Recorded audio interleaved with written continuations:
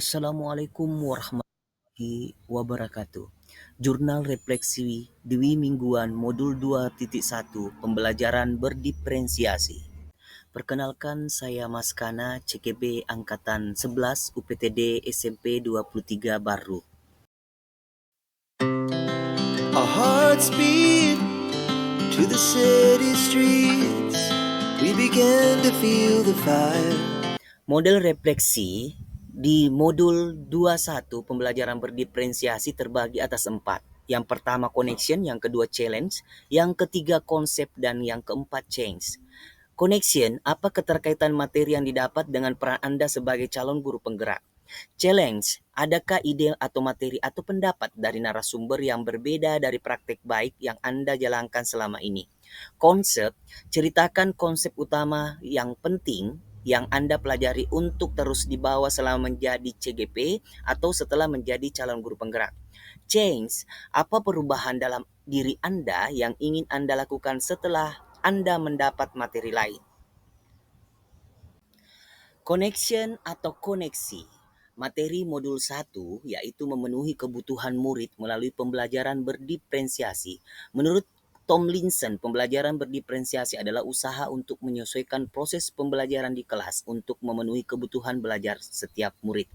Melalui pemetaan kesiapan minat dan profil belajar murid untuk implementasinya, pembelajaran berdiferensiasi memiliki strategi yaitu diferensiasi konten, diferensiasi proses, dan diferensiasi produk.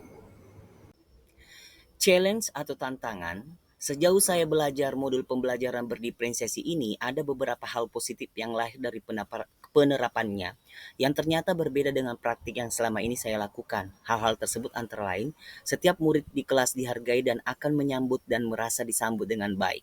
Setiap murid di kelas saling menghargai satu sama lain.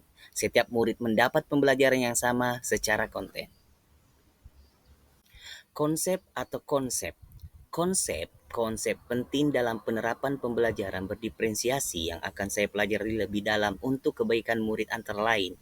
Berpusat pada murid artinya pembelajaran direncanakan dengan cermat dan strategi berdasarkan pada upaya pemahaman murid secara utuh. Yang kedua, strategi pembelajaran berdiferensiasi yang meliputi diferensiasi konten, proses, dan produk yang dibedakan sesuai kebutuhan belajar setiap individu. Penilaian berjenjang, guru melakukan asesmen secara sesuai kemampuan murid.